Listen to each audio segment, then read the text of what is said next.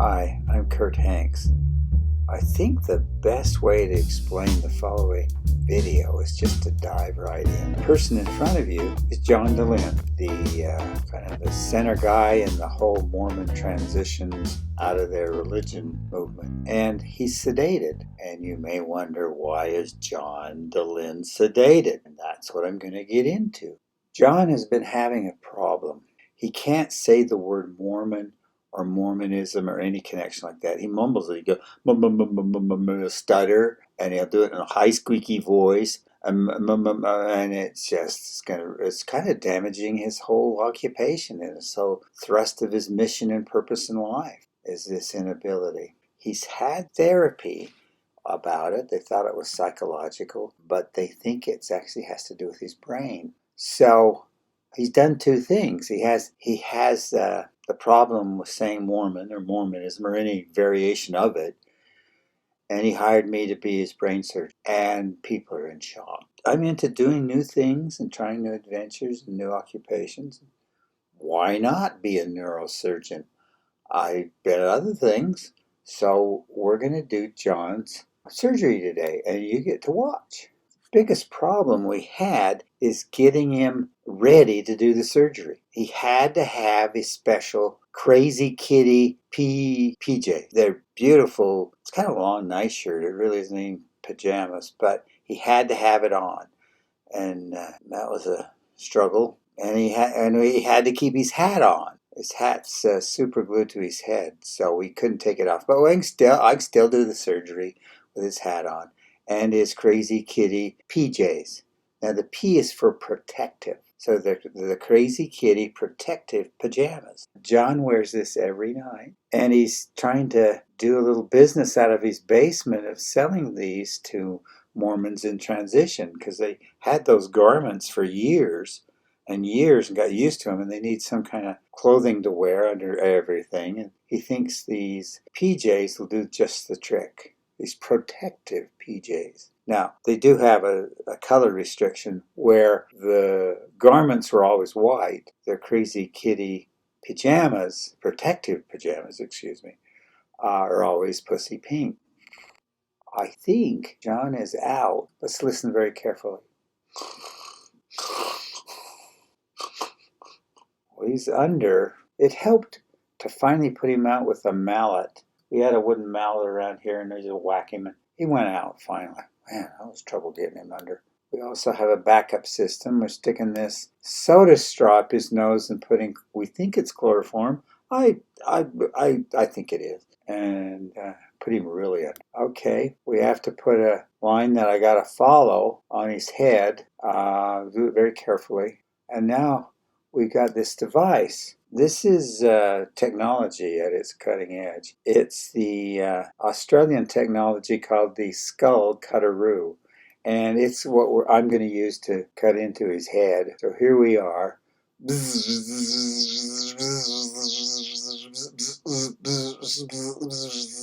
Okay, I'm having a little problem. Just a little patience here. I've never used this machine before. I've never done this before, so I'm a little unsure myself, but I'm getting some confidence. And this is one thick skull. Well, now we need to pull the skull cap off, so we need a special tool. Where is that? We had this around here somewhere. Oh, somebody took it to the bathroom. Get it out of the bathroom. Bring it over here. We need it. Okay, it's on his head. Now we're going to pop it off. Oh, crap. The smell. Something died in there. Oh, that's putrid. That's awful. Clear the air. Oh, wow. Wow. There it is. There's his brain. Oh, that's an incredible little brain. It's a beautiful little brain. Look at all that John's done with that brain of his. That's an incredible, beautiful little brain. And all that John's accomplished, all the thousands of people he's helped, all the workshops, all the presentations, all the writing, all the associations, everything he's done, and all the ongoing coaching that he's doing. And he did it with that little thing. Makes you wonder what he could have done if he had a full-size one. But anyway, back to the job at hand. We're going to see, oh, there's a lot of room in here. Now, what's this? It's a mummified bug. That's been in there a long time. Let's pull that out. Interesting little bug, but anyway, what next? Oh, it's a milk dud. It's a milk dud. He shoved it in there when he was a kid in Texas watching movies. He was in movie theater and he probably just was eating one and shoved it in his ear. And that's where it went. It's been there a long time. This is harder to rock. A jujube. Oh, that's a beautiful jujube. I wonder if, oh, it is delicious. It's very good to the taste. That is incredible. Oh, here we found it. This is the packaging his Mormon beliefs came in.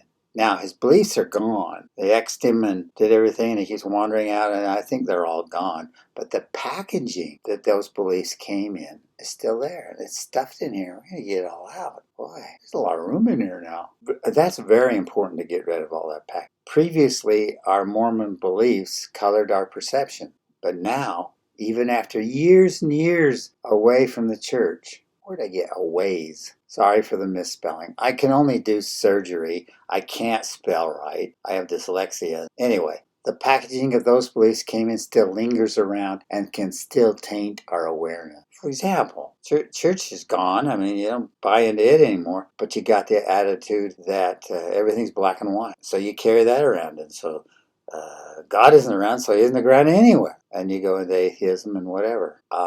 You got the idea that green jello and church potatoes are edible, and you still keep that around. You know, all sorts of false beliefs and assumptions that taint your thinking about spirituality, about inspiration, about anything spiritual. It just colors everything, and it gets to define it. It gets to linger on. Like things can be perfect. They can't. I think we're in a world of gray, still trying to make it a set way.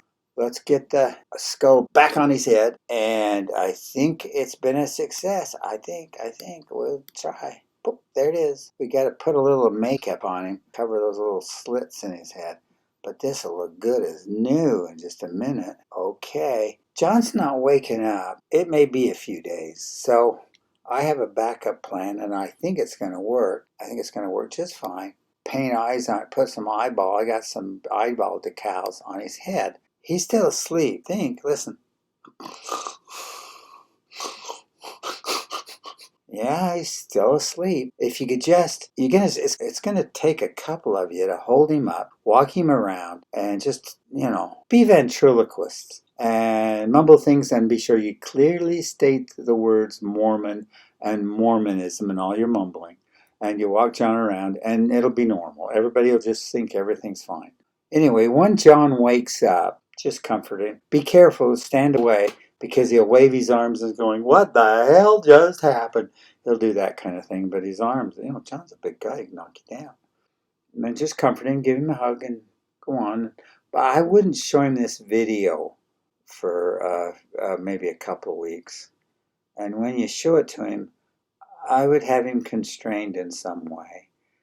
It's going to take him a while to process this. Just be patient and give him hugs, and that should be fine. Well, that's it. I tried my hand at brain surgery, and I think it turned out pretty good. I'm going to go do something more difficult. Something more of a challenge. I'm going to go into nuclear rocketry or something. Hey, this is goodbye. See you later. Bye.